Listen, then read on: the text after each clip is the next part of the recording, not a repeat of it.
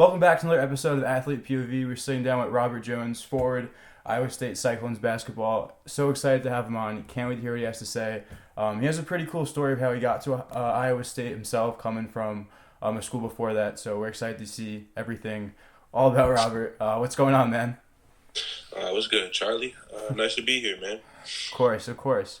Now, a big thing with athletic minds in this podcast as a whole is motivation. Really, So the first question I try to ask everybody, or sometimes somewhere in the interview, how do you stay motivated? Because I feel like that's a big issue a lot of people struggle with. I would say cliche, but my family, just doing something my parents never got to do, something my brothers always wanted to do. Just a great driving factor in terms of um, just support from somewhere where it matters, somewhere where you're loved, and means a lot to you to be supported by your family. So just the family is a great driving factor in staying motivated. I guess that goes hand in hand with like the cliche, another cliche question where you go like, what's your why? Like, why do you do what you do? Why are you so committed? Why is this routine that you follow every day? And it just goes to the bigger picture where it's not all about yourself in some sort of way, right? Yeah, for sure. I think my why is proving people right.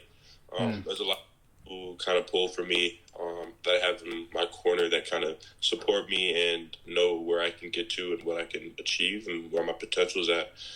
So just going around proving them right, just doing the best every day to make sure that I can get to the point where people say I can get to. Now, when you mention prove them right, and obviously that's a big aspect in any athlete's journey where you're trying to make sure like what you've done matters, sort of. What exactly are you trying to prove per se? I've had a lot of people since high school said like I can go play professionally, or I can play at a high major college, or stuff like that. Just big achievements that athletes look to achieve throughout their playing careers. And I'd say proving people right means that I'm doing the things that they said I can do. So they said I played a high major D1, so I made it happen. Just continue, just proving people right. You know what I mean? Yeah, it's definitely like the process of like building blocks. So like, oh, you can't do this. All right, let me do that. Next thing. I can completely see where you're coming from. But Yeah. not every athlete. It's not always a smooth journey. Obviously, everybody, of course, probably not yourself as well. But I guess another big thing is, and everyone deals with. How would you best deal with failure? Like little things that come up. For me personally, I try not to let failure um, get too much under my skin. When I was younger, I used to hate losing and all that sort of stuff. Like the Right, little right. high, all that stuff. But now I kind of think of it as more of like a learning block, and there's always another game. That's the biggest way for me is just remembering like this isn't the end of the world. Like you didn't just die, you lost the game. Like get back in the gym, get back in the classroom, get better, strengthen your mind, strengthen your body, and be ready to go for the next game because you're always going to have a next one. Right. I think that's so important to like look at perspective of like what really matters. Like, Right. of course, all games are important. You try to win, you can develop a plan, but you lose. Okay, so now what? You can't change the outcome. What are you doing to move forward? How do you adapt to the next circumstance that you come to every day? Everybody, not just athletes, they deal with different things that pop up. Like, oh, I got a flat tire, I'm running late. Like, how do I react to that? Like, I can go crazy and like say, oh, this is stupid, or maybe I should call AAA and get the person as fast here as possible. you know. Yeah. So yeah, I think that also goes with, and now the next topic here. How would you say you deal with like negativity on like social media from maybe fans in the crowd, or even maybe some of your friends that might just say like a little thing that might not be mean too much, but just like it's there, like negative energy. How do you deal with that sort of stuff? To me, I kind of see it as like a joke, right? If you have to take the time out of your day to bring something negative to me, that means I have done something in my life where you have felt the need to reach out and be negative. So that means that I'm at least on your radar, right? That means that I have done something to make you think about me, and that's already the benefit me. Like that means you're thinking about me. I don't even know who you are, right? There's like your negative energy. Okay, cool. That's cool. Now I have fans. Like I don't care if you're a hater or a fan. Like a hater or you're a fan. Like if you feel the need to bring negative energy like my way, through everything that I've been through and everything that I've done, like that means that you're not strong enough as a person to realize that what I've done and what I'm doing is something that you could never achieve, right? Yeah, and it's so funny to hear that because I was just in a speech class in college, and and one of the speeches someone presented was the negative effects of social media and how like cyberbullying is a big deal. And obviously, cyberbullying is a big deal with like certain aspects, like stuff people could say. But like you said, if you don't know the person and they're really just thinking about you, especially for an athlete like yourself, like you got to really evaluate your life, if you're letting that affect you, and if you're also like spewing out that negativity, like you can't be doing something better with yourself. So that's a really cool thing to say and to hear from someone like yourself who is a Division 1 athlete like that. And I'm sure you deal with stuff every day that you just gotta like duck your head under or like just don't even care or look at. I mean, I don't know if you saw, but there was the whole Twitter thing where Jordan Bohannon was tweeting out all the the hate that he got in his DMs. I mean, that's common for all athletes, so it's kind of cool to see somebody actually like share with the world like the Right. stuff that kind of get. But it just ties back into, if I don't know you, how can you know what's best for me? You know what I mean? Right. Yeah, and that brings up something that I actually remember. I remember last year during the Big Ten basketball tournament. I'm a Michigan fan and not really a fan of Ohio State, but I remember EJ Liddell like put out some of his messages he had in his DMs, like I think it was last year, and super negative stuff. But it just goes to show how like fans sometimes, like the interactions between fans and NCAA athletes like yourself, that they might not know each other personally, but just like things people could say that they wouldn't say in person is crazy, I think. And it's super important that like you and others don't like really let it affect them. Right, and not only that, but I feel like a lot of people forget the fact that we're still 20 years old. We're not adults for real. I mean, most people don't even turn 21 until the end of the year or their senior year. So I mean, Right. we're not even really like legal citizens until 21. We're all in the court playing basketball and making other people millions and having millions of people watch us and criticize us, and it's like, well, we're still just be honest, like we're not even like.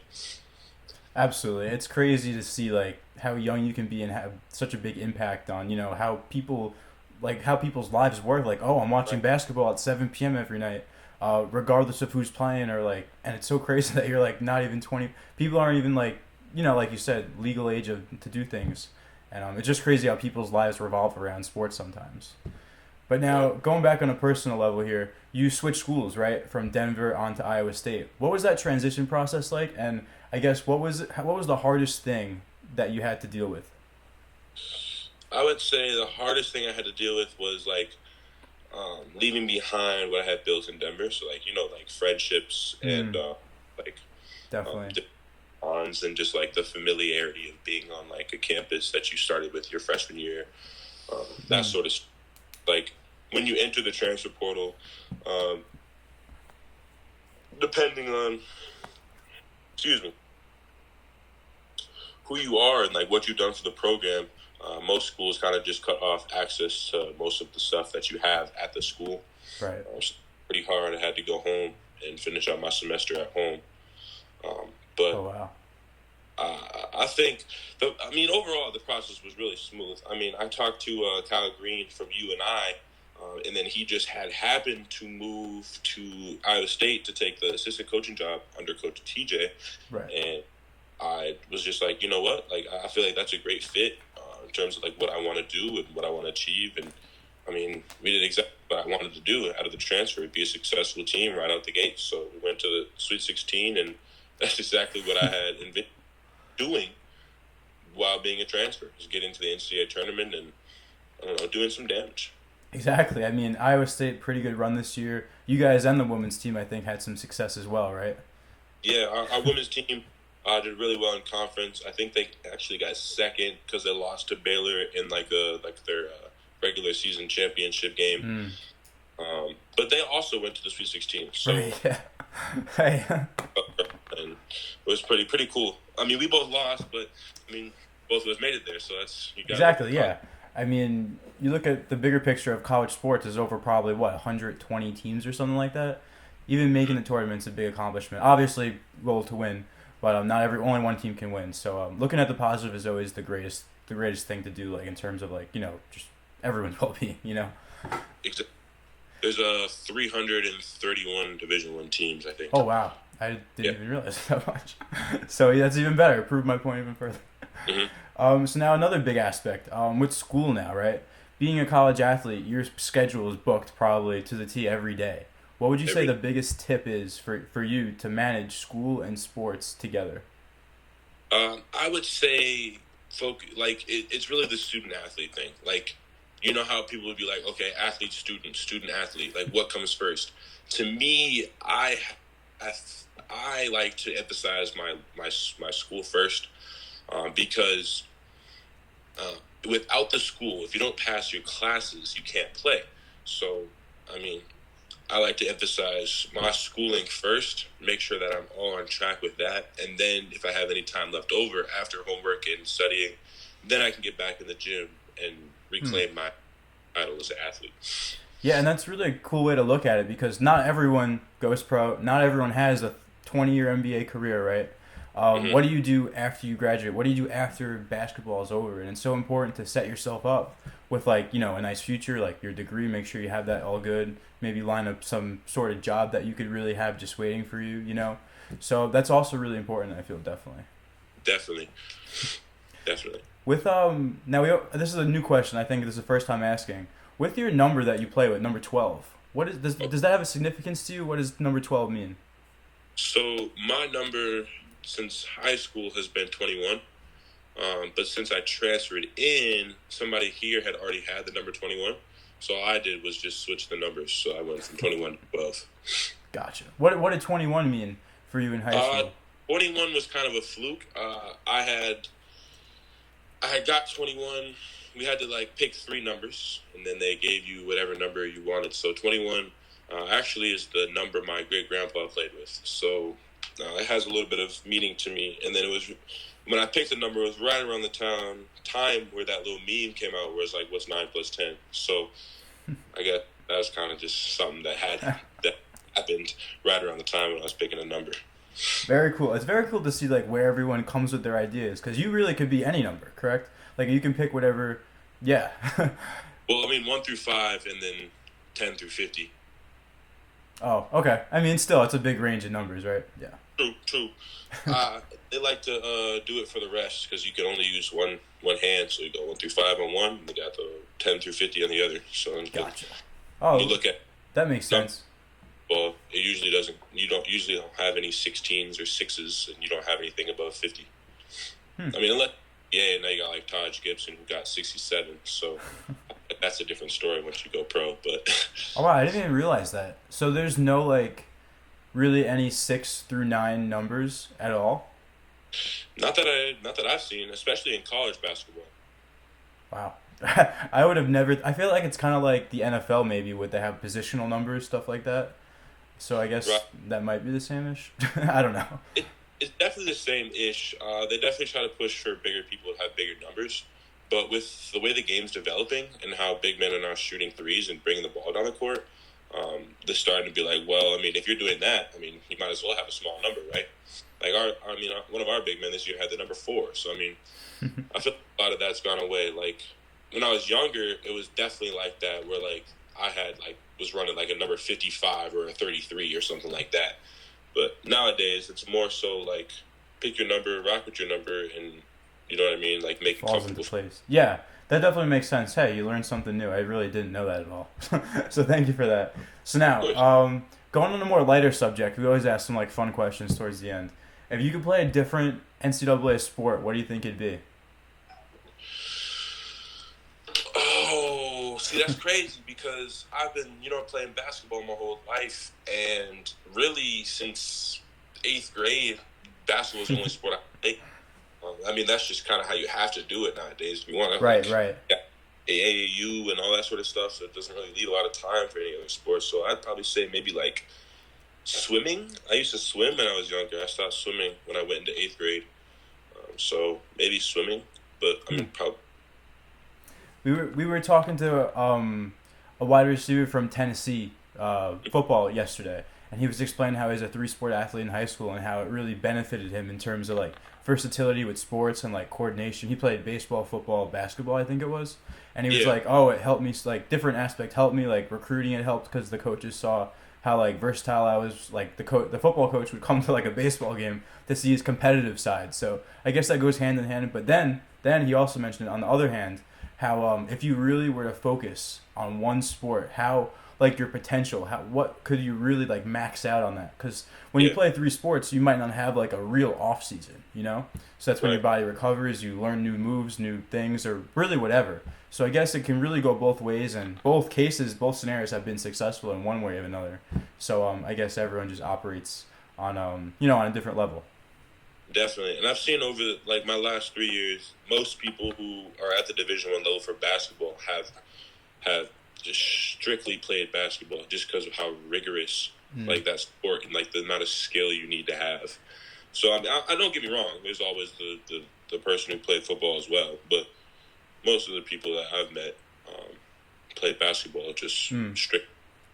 I remember in my high school there was a bunch of kids who just played basketball as well, and one of the main argue points I would ask them like, "Hey, you're really tall. Maybe you could play like wide receiver for the football team that I was on," and they were like, "I don't know. It really could mess up like my form for like shooting." So I guess that's a big aspect because every sport has different functions. I guess with say baseball and football, your arms move, and I don't know. I really don't know. But I guess what I'm trying to say is it makes sense for maybe basketball to have just solely focused. Yeah, because I mean the move is so specific to the sport. I mean Right. maybe it would be like tennis, um, True. but like True. Yeah. there's not a lot of movements where you're in the game playing both sides for 4 minutes at a time. No stop. Absolutely. Definitely. So now tell me about the Cyclone Hot Wing Challenge. Ooh, you dug deep. It was just something fun that one of my teammates had thought of. They were watching the Hot Ones challenge, and was like, you know what, this is something cool we could do before the season, and talk to our media guys, and we're like, hey, like, would this be something that we could possibly get done? And so we had two groups, one host, two like contestants, and then so we just did like a hot ones. Basically, had a whole bunch of hot sauce that we had ordered on Amazon, and then basically just asked questions related to Cyclone Nation and basketball in general. And the spicier the food gets, the less talk. Are you a fan of spicy food? See, a fan, not really, but like I can eat spicy food. Like I definitely need seasoning on my food, but like spicy per se, like I'm not gonna like go out and just enjoy spicy food. Like I'd rather get something on the sweeter side, maybe the more mild. But like it's not that I can't eat spice. Right. We saw I think it was a quote, and my team found this stuff, not just myself. So they were like, we saw something you said. It was like, I'd rather run like 5 suicides than like eat some more hot wings or something like that. Does that have Yeah. any truth?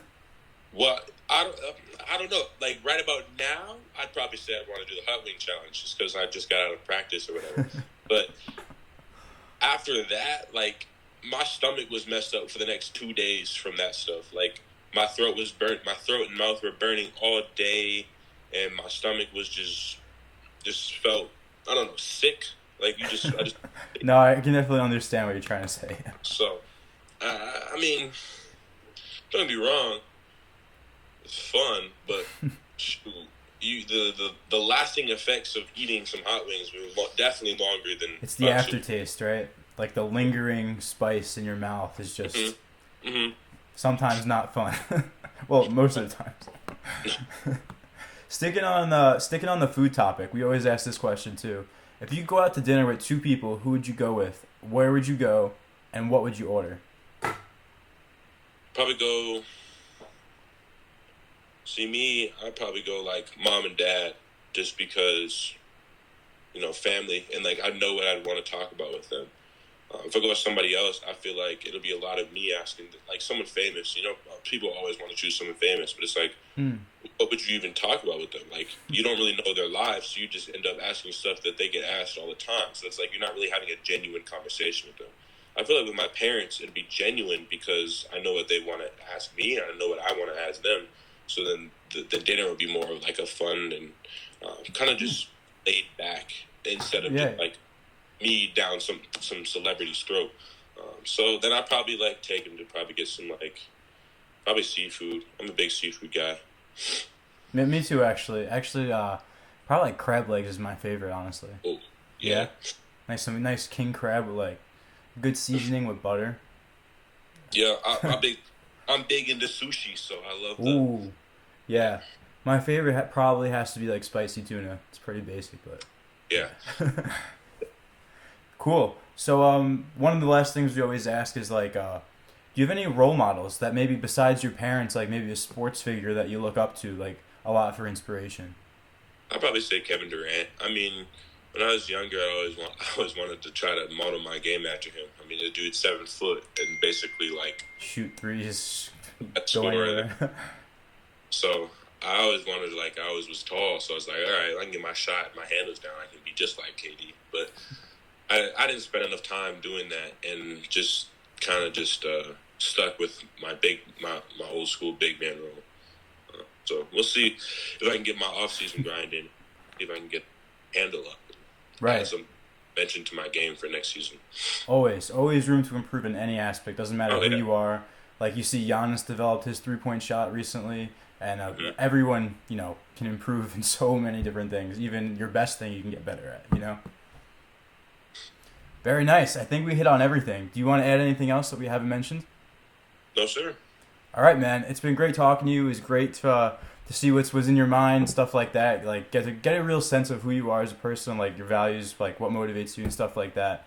We thank you for your time, and we'll be looking forward to seeing what happens next season with Iowa State. Thank you, Charlie. Nice being on with you. All right, of course.